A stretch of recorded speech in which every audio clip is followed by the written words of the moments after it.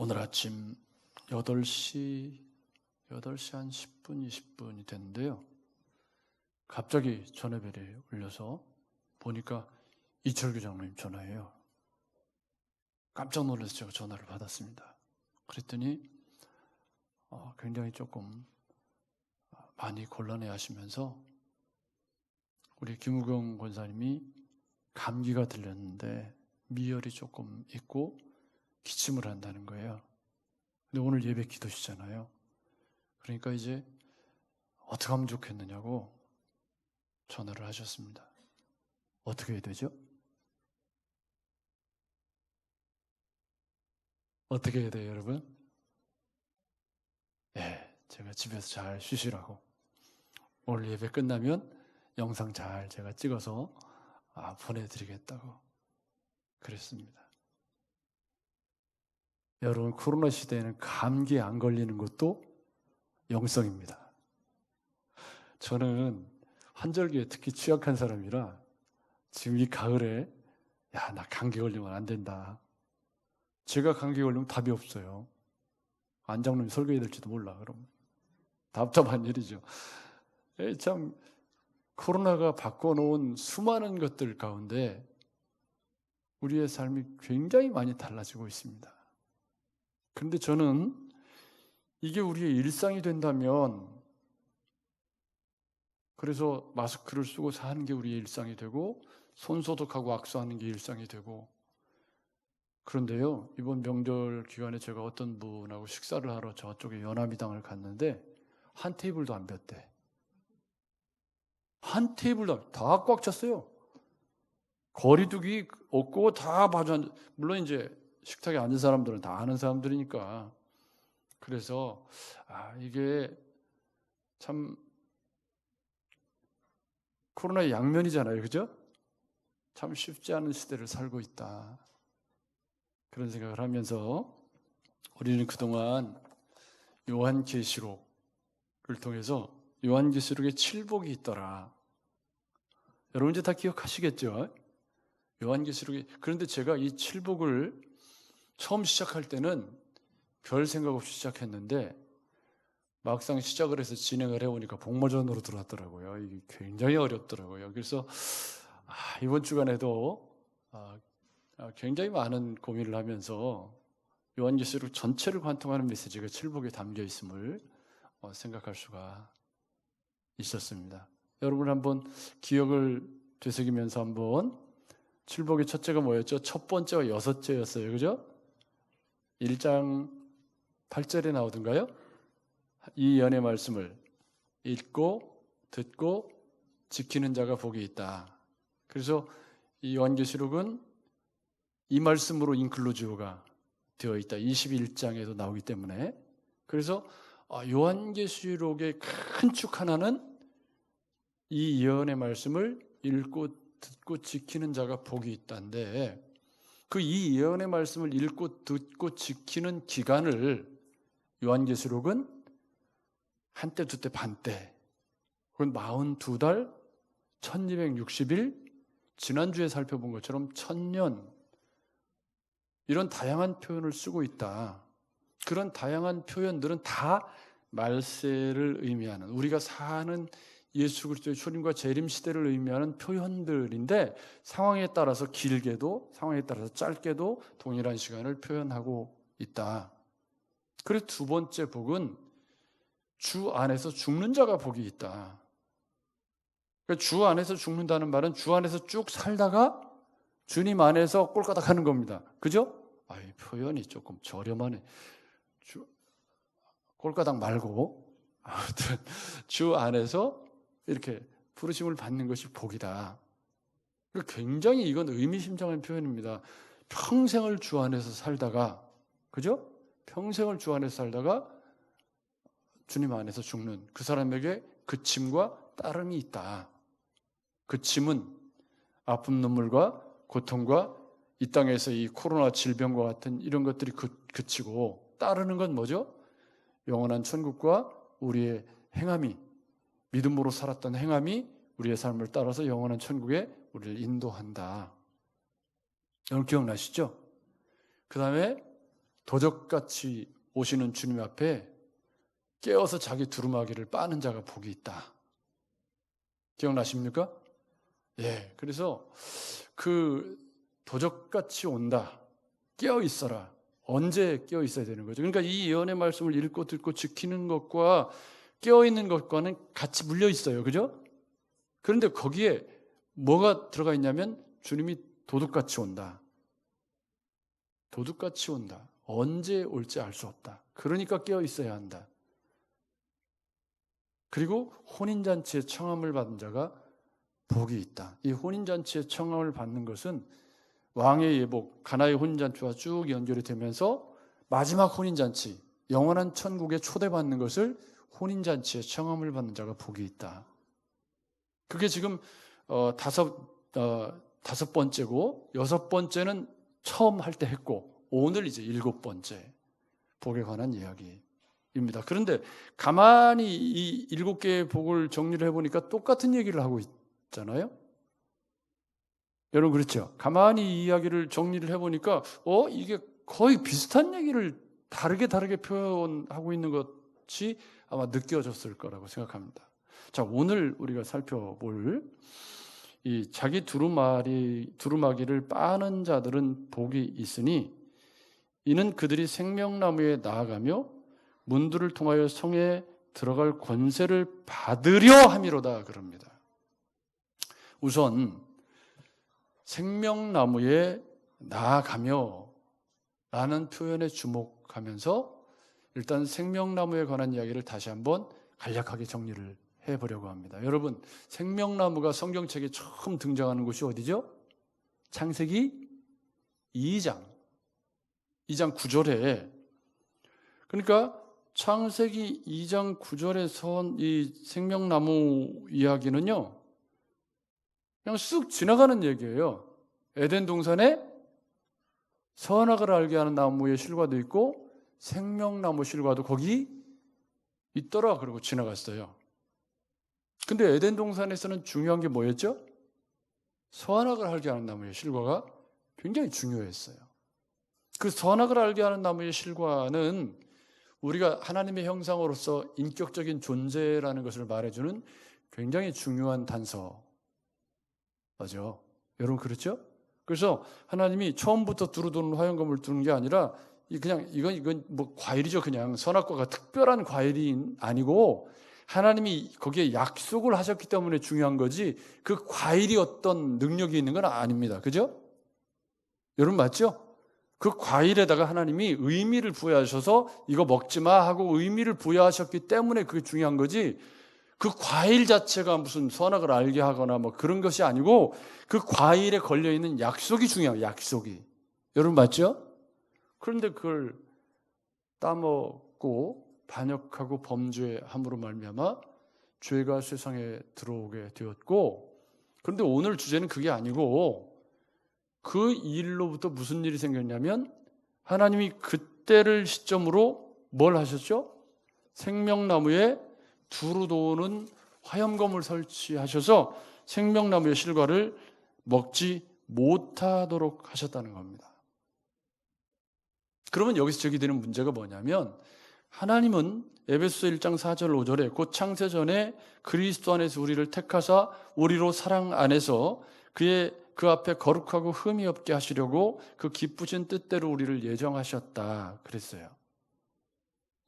하나님은 그러니까 요한계시록의 중요한 주제가 또 알파와 오메가인데 뒤에 살펴보겠습니다만은 이 알파와 오메가, 시작과 처음과 나중, 이 말씀은 무슨 얘기냐면 굉장히 중요합니다. 여러분, 알파와 오메가라는 말은 천지 창조부터 세상이 끝날 때까지 하나님이 계시는 분이라는 뜻이죠. 여러분 맞죠? 근데 거기에는 두 가지 의미가 있잖아요. 어떤 의미가 있죠?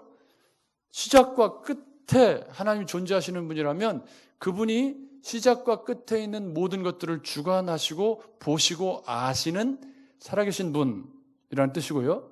이게 긍정적인 의미가 될 때는 임마누엘이라는 의미가 됩니다. 요한계시록에서는 임마누엘이라는 의미가 있죠. 뭐죠? 나는 알파와 오메가다. 이 말은 뭐죠? 내가 시작부터 끝까지 너희와 함께 있겠다. 이게 마태복음에서도 굉장히 중요한 주제였던 거죠. 그러니까 말세를 살고 있는 우리에게 나는 알파와 오메가다, 이 말씀은 어떤 의미예요? 하나님이 말세를 살아가는 우리를 혼자 놓아두시지 아니하시고 내가 세상 끝날까지 너희와 함께 있겠다는 약속의 말씀이 알파와 오메가. 그러니까 그 알파와 오메가의 부정적인 의미는 나는 시작부터 끝까지 너희의 머리털까지 세신 바 되었고 너희의 행위를 다 안다라는 심판의 의미로 사용될 수도 있고요. 여러분 맞죠? 그런데 여러분, 이 알파와 오메가가 요한계시록 1장 1장 8절에도 나오고 또 21장에도 나옵니다. 그래서 3번 나와요. 그런데 제가 지금 갑자기 이 설교 순서를 바꾸고 있어서, 그런데 여러분, 이 알파와 오메가라는 말이 처음 사용될 때는 나는 알파와 오메가라, 이제도 있고 전에도 있었고 장차 올 자요 전능한 자라. 이게 요한계시록 1장 8절입니다. 이때는 장차 올 자요 전능한 자라 이렇게 돼 있어요. 근데 오늘 본문에 나오는 21장 이제 중간에 이루었도다 나는 알파와 오메가요 처음과 마지막이라 내가 생명수 샘물을 목마른 자에게 값없이 주리니 이기는 자는 이것들을 상속받으리라 그럽니다.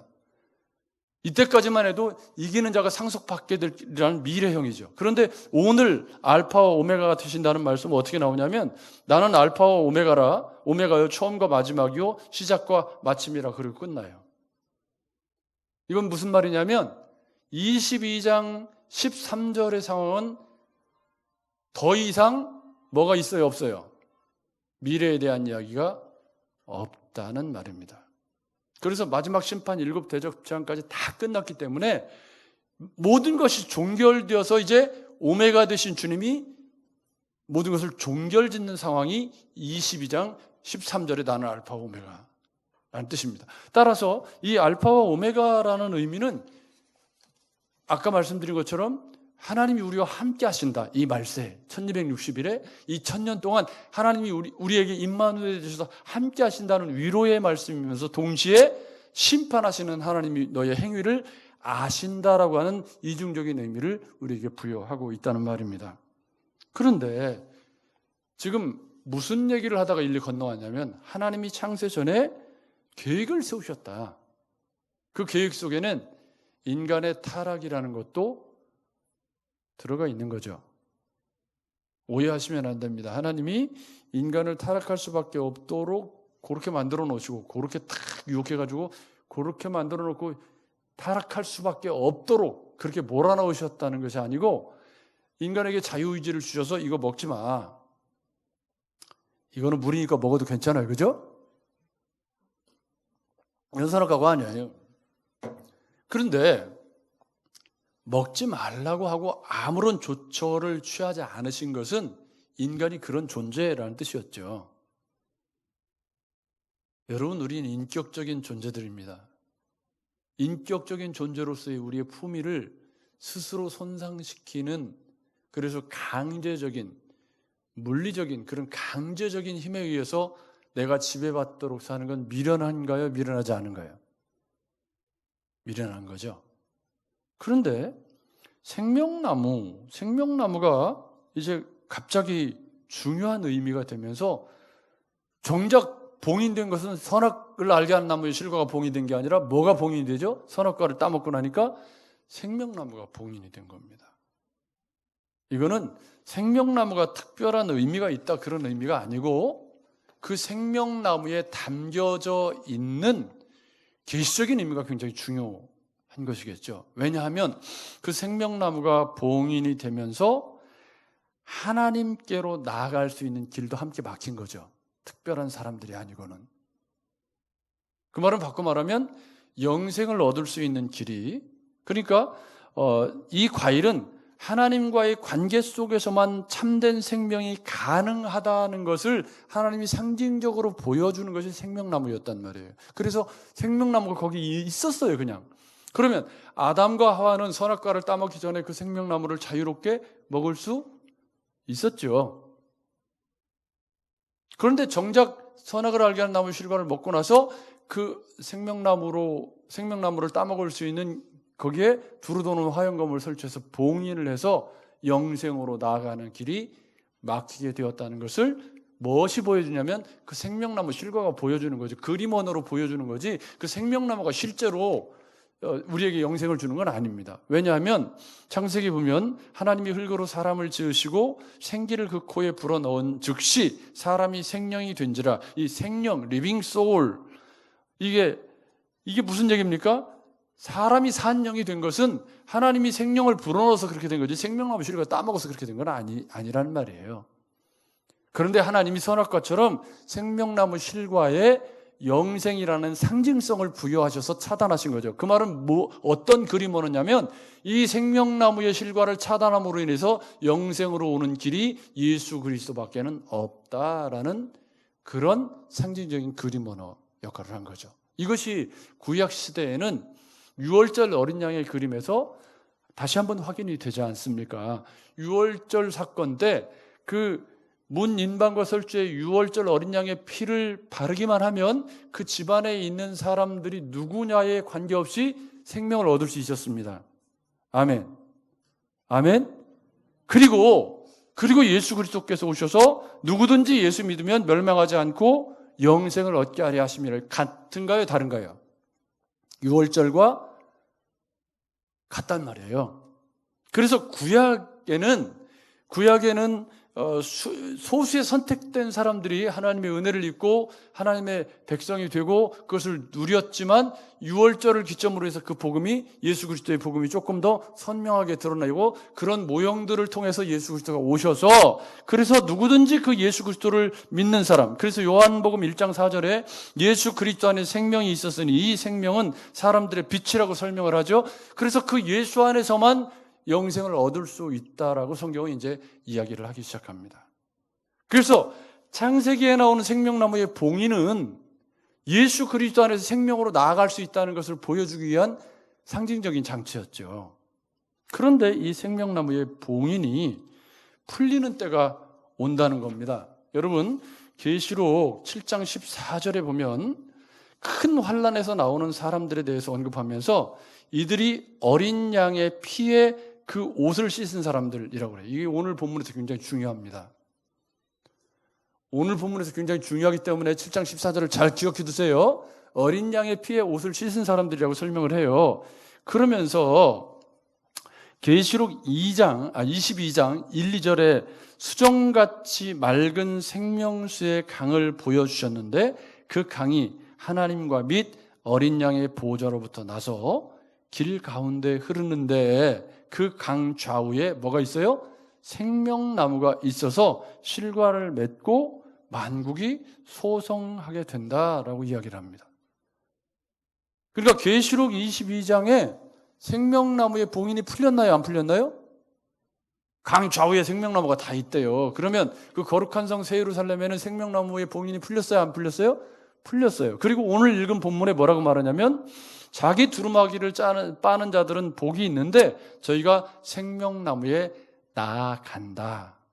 그러면 창세기 3장에 봉인되었던 두루 도는 화영검으로 봉인되었던 그 영생으로 가는 길이 요한계시록 22장에 가면 어떻게 돼요? 완전히 다 열려서 이제는 거기는 온전한 영생을 누리는 사람들이 그곳에서 살게 된다라는 상징 언어가 뭐예요? 생명나무에 나아간다. 할렐루야. 굉장히 의미심장한 표현입니다. 그래서 구약의 백성들은 봉인된 생명나무의 모형인 유월절 어린 양의 피와 대속죄일의 어린 양과 아사셀과 같은 그림 언어들로 예수 그리스도를 바라보다가 그리스도께서 오셔서 십자가에 죽으시자 이제는 그 어린 양의 피로 생명을 얻게 되는 것이 복음이었습니다. 그게 생명으로 나가는 길이었습니다. 그런데 그 사람들이 말세라고 하는 기간을 하나님의 말씀을 읽고 듣고 지키면서 열심히 말세의 믿음으로 살아왔을 때 그 말세를 살아온 사람들에게 생명나무로 나아가는 복을 하나님이 비로소 허락하신다는 건데 여기에 중요한 표현이 자기 두루마기를 빠는 자들입니다.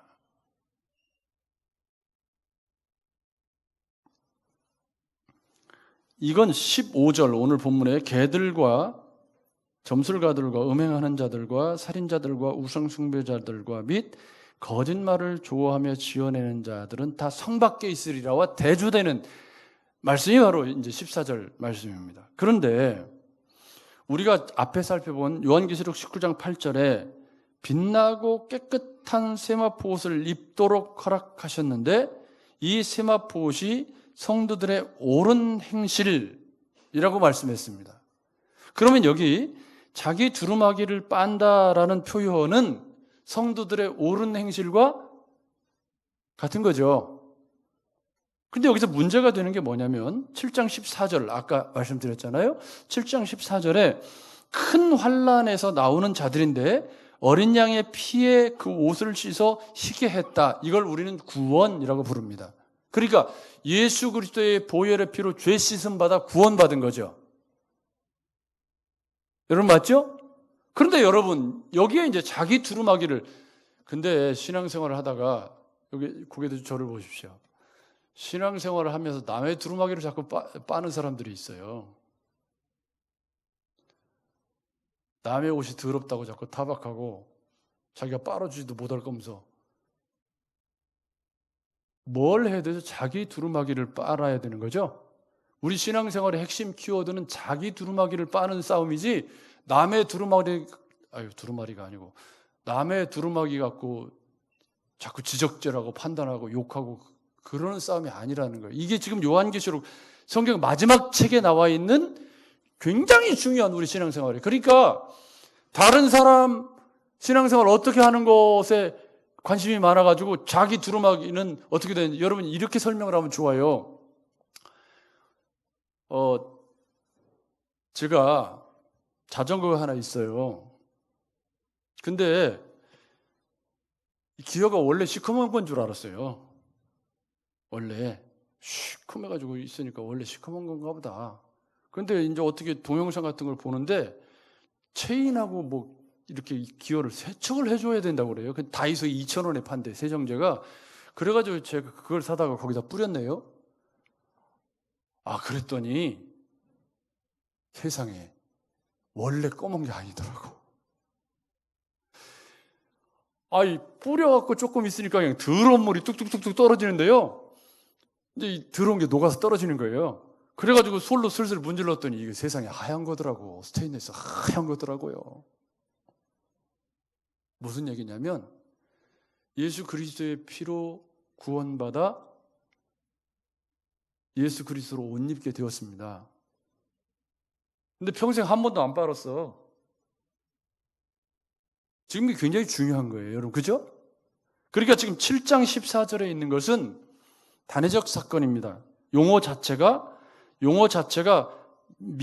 부정과거 형태로 과거의 특정한 행동을 지칭하는 것이 7장 14절의 구원입니다. 그것은 우리가 과거 어느 시절에 예수 그리스도의 보혈의 피로 구원받았다라는 의미입니다. 그런데 여기 자기 두루마기를 빠는 자는이라고 할 때 이 말은 현재형이에요.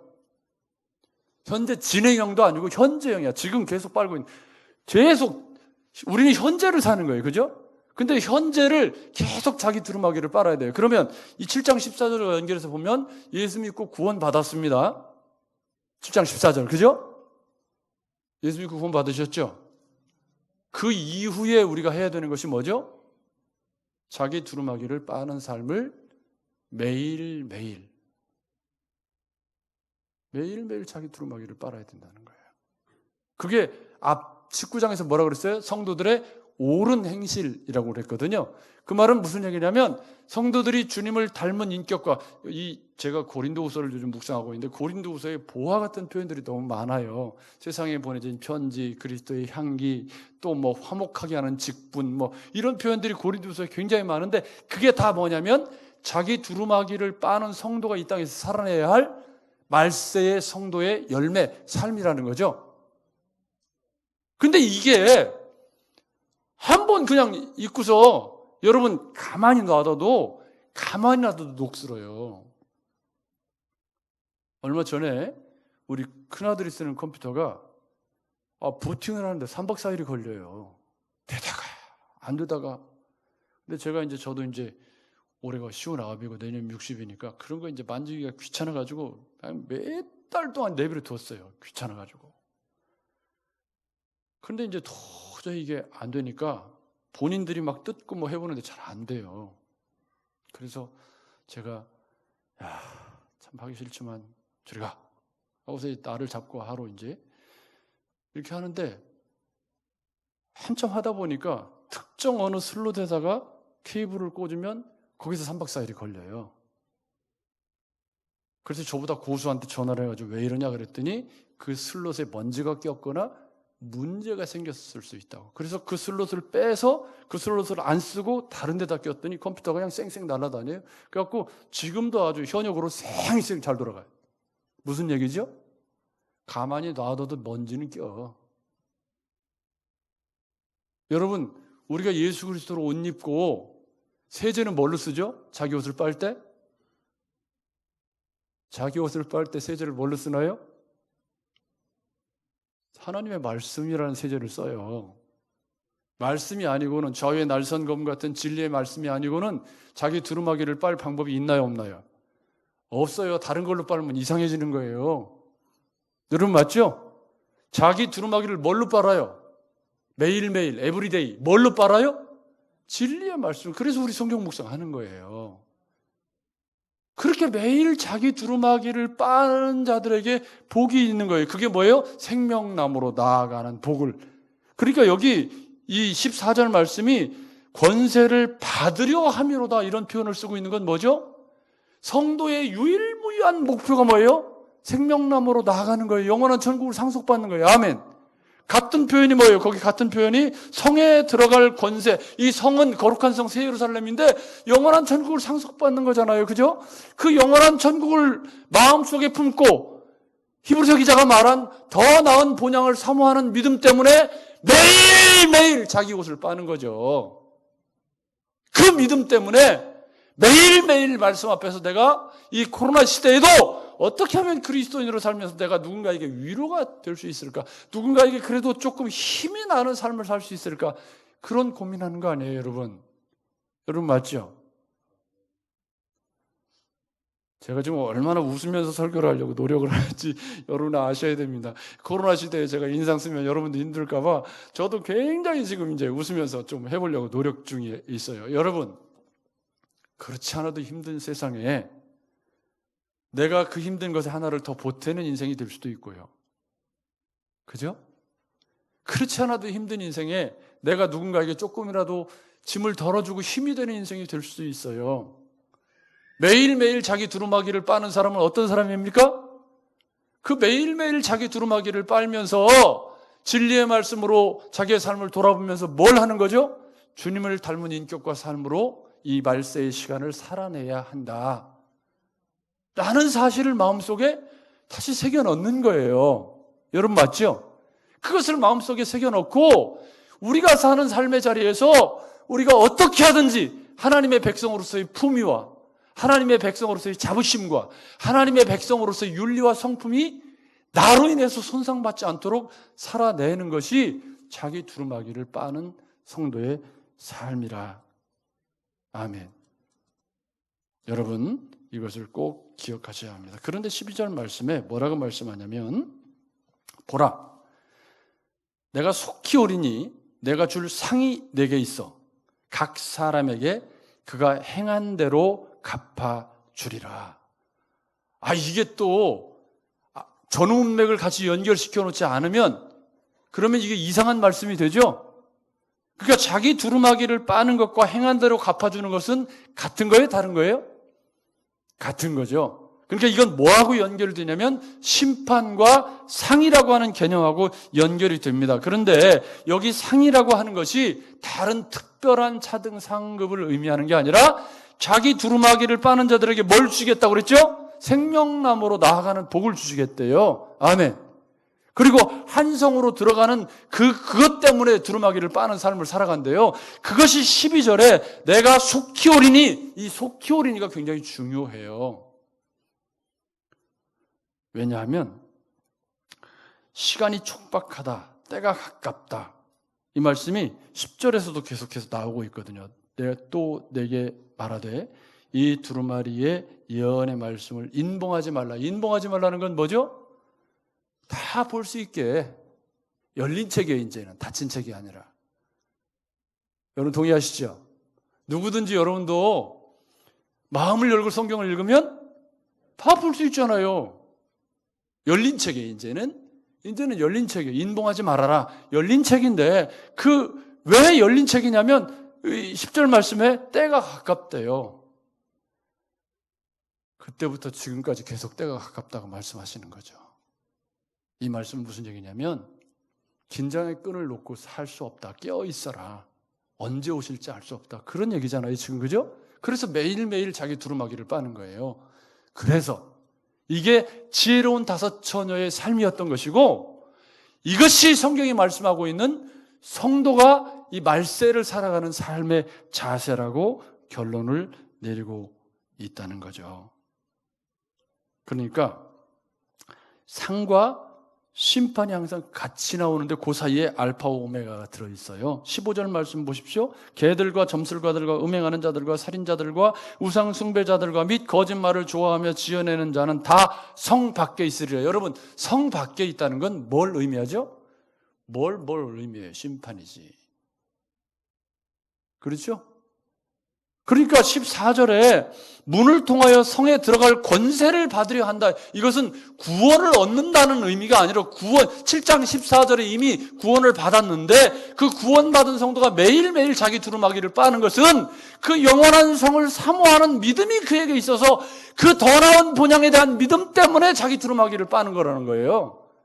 여러분 맞죠? 구원받기 위해서가 아니라 그 성에 들어가기 위해서가 아니라 그 성을 상속받고자 하는 거룩한 소망에 사로잡혀서 그 열망 때문에 이 사도 바울의 표현을 보면 뭡니까? 표대를 향하여 달려가는 그런 삶을 살아가기 위해서 성도가 자기 두루마기를 빠는 거죠.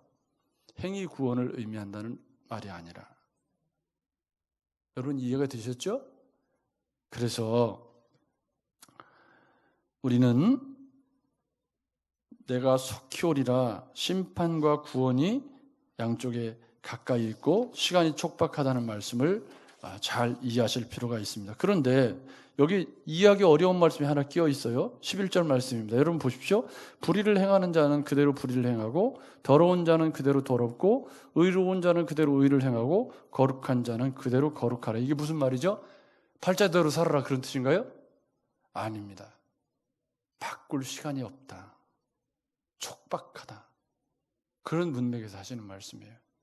그러니까 이게 무슨 얘기냐면 자기 두루마기를 빠는 사람들은 지금 하던 대로 속히 급하게 주님이 오실 거니까 삶의 태도를 바꾸지 말고 지금 하던 대로 계속 자기 두루마기를 빠는 삶을 주님이 속히 오실 테니까 쉽게 그 태도를 바꾸지 말고 계속 지속적으로 그 삶을 살아야 합니다. 그런 말씀인 거죠. 여러분 이해가 되셨죠? 자, 설명을 잘 이해해드리기 위해서 자 이제 결론을 내립니다. 13절 말씀 같이 읽을까요? 시작. 나는 알파와 오메가요 처음과 마지막이요 시작과 마지막이라.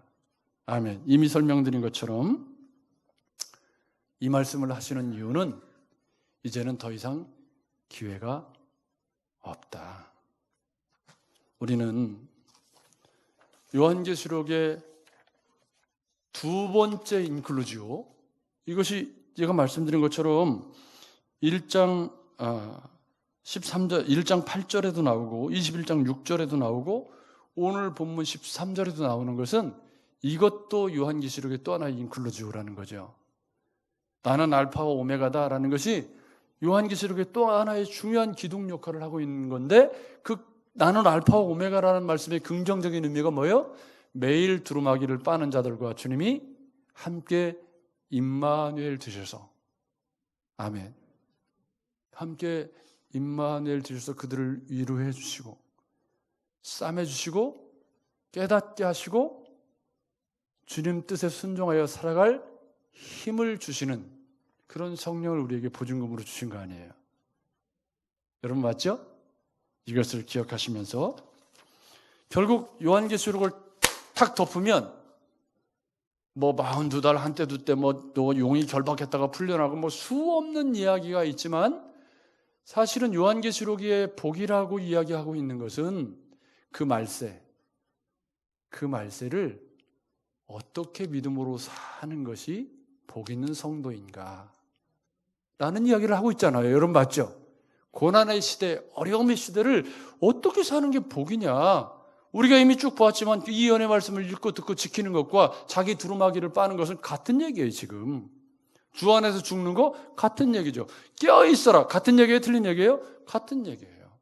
그럼 혼인잔치에 청함받는다는 것과 오늘 여기 생명나무에 나가는 것을 같아요? 틀려요? 같은 얘기예요.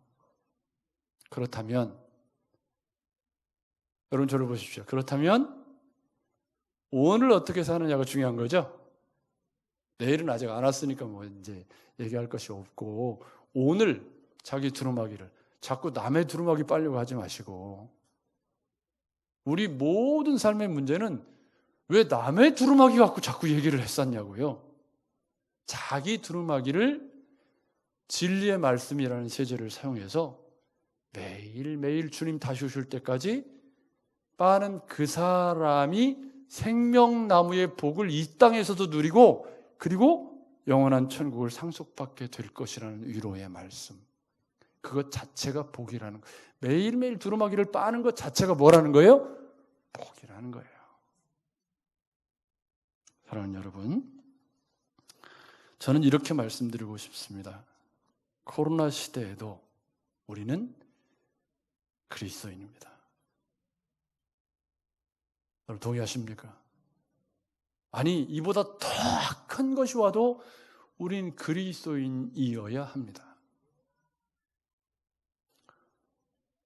얼마나 많은 사람들이 이 코로나를 빌미로 해서 신앙이 느슨해지고, 우리 교회도 몇 분이 지금 어쩔 수 없이 뭐 남편 때문에 뭐 해서 지금 아예 연락을 단절하시는 분도 있고, 계속 연락을 하고 접촉을 시도하지만 아예 이제 영상도 안 보고 뭐 대꾸도 안 하시는 분도 생겨나기 시작합니다. 대부분은 그래도 연락을 하지만 문제는 뭐냐면 상황은 계속 바뀌는 거예요. 이 또한 지나가지 않겠습니까? 그죠? 언제이냐가 문제지 코로나도 지나가겠죠. 어떤 형태로든지 지나갈 테죠. 그리고 또 다른 무엇이 올 수도 있겠죠. 그러나 다른 무엇이 오든 코로나가 오든 우리의 문제는 뭐냐면 매일 자기 두루마기를 빠는 삶을 지속해야 한다는 사실입니다. 그것 자체가 우리의 복이고, 그것을 통해 생명나무로 나아가는 삶을 누려가는 것이 성도의 숙명이라는 사실입니다.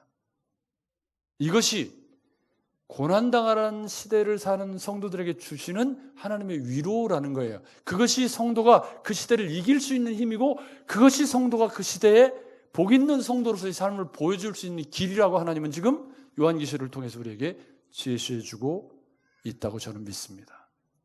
다른 길은 없습니다, 여러분. 우리가 이 시대를 이길 수 있는 다른 길은, 그리스도인으로서 다른 길은 없습니다. 우리는